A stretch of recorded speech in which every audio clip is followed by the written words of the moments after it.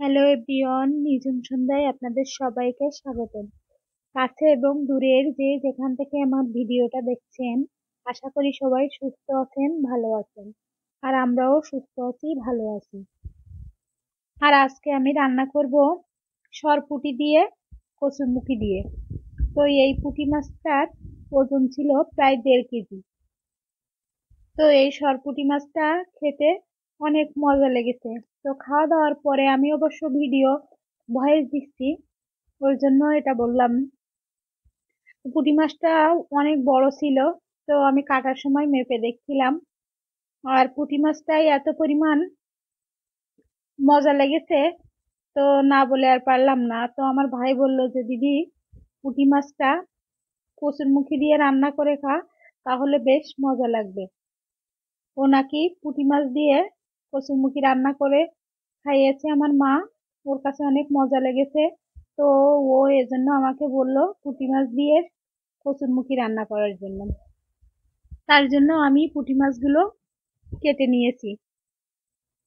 তো এবার আমি ভালোভাবে পুঁটি মাছগুলো ধুয়ে নেব।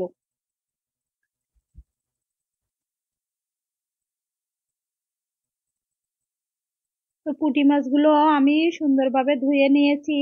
এবার লবণ, হলুদ, মরিচের গুঁড়া মাখিয়ে মাছগুলো আমি এবার ভেজে নেব, লাল লাল করে ভেজে নেব।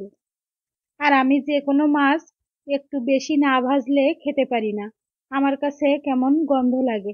ওই জন্য আমি মাছ সবসময় ভেজেই রান্না করি। তো লাল লাল করে মাছ না ভাজলে আমার মাছ খেতে ভালো লাগে না, ওই জন্য আমি মাছটা বেশ লাল লাল করে ভেজে নেব।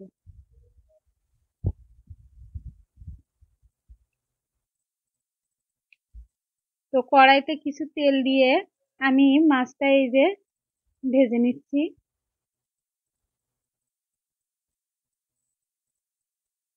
আর মাছটা আমার এক সাইড ভাজা হয়ে গেছে, আমি অপর সাইড উল্টিয়ে দিয়েছি। আর মাছের থেকে অনেক তেল বের হয়েছিল, মাছটা যেহেতু অনেক বড় মাছ ছিল, এই জন্য। তো মাছ ভাজা তেলের ভিতরে আমি কিছু জিরা ফোড়ন দিয়ে দেব। এবার আমি ওর ভিতরে পেঁয়াজ, রসুন, আদা, কাঁচামরিচ, শুকনো মরিচ সব একসাথে ব্লেন্ডারে ব্লেন্ড করে নিয়েছি মশলাগুলো। তো মশলাগুলো ভালোভাবে আমি কষিয়ে নেব।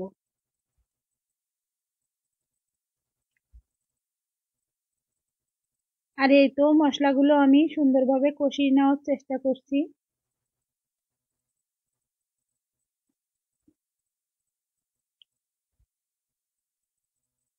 আর আমার মশলাগুলো আমি অল্প অল্প করে জল দিচ্ছি আর কষিয়ে নিচ্ছি। তো মশলা কষানো হয়ে গেছে, এবার কচুরমুখী গুলো আমি মশলার ভিতরে দিয়ে ভালোভাবে কষিয়ে নেব।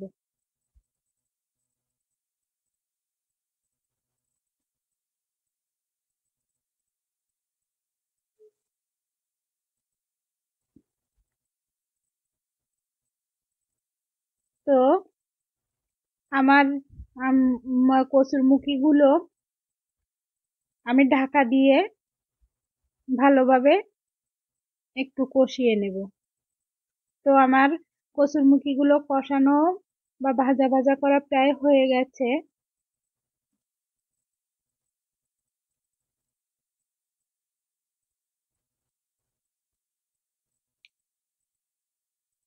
ও কচুরমুখীর প্রায় হাফ সিদ্ধ হয়ে গেছে আমার।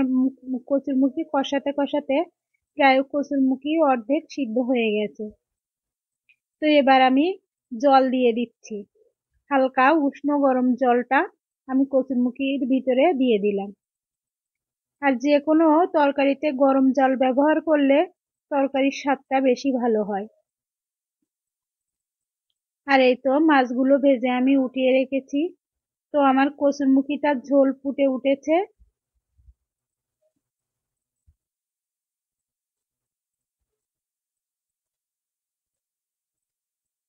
এবার আমি কচুরমুখীর ভিতরে মাছ ভাজাগুলো দিয়ে দেব।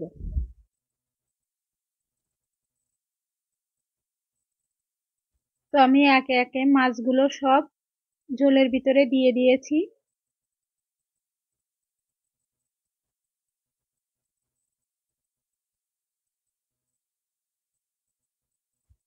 এবার আমি ঢাকনা দিয়ে দেব। তো ঢাকনা দিয়ে দিয়েছি কিছুক্ষণ।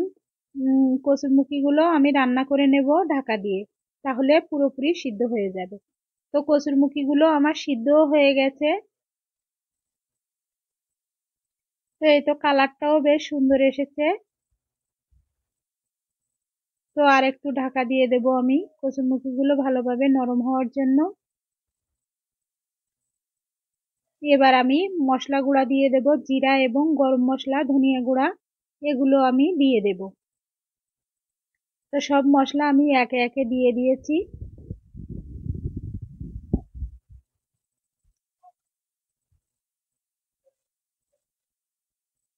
তো এই তো আমার কচুরমুখিগুলো বেশ ভালোভাবে সিদ্ধ হয়ে গেছে, মাছটাও সুন্দরভাবে রান্না হয়ে গেছে।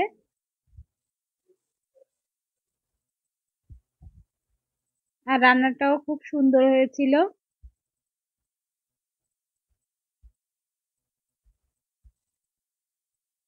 আর আজকের ভিডিওটা এই পর্যন্ত। সবাই সুস্থ থাকবেন, ভালো থাকবেন। ধন্যবাদ সবাইকে।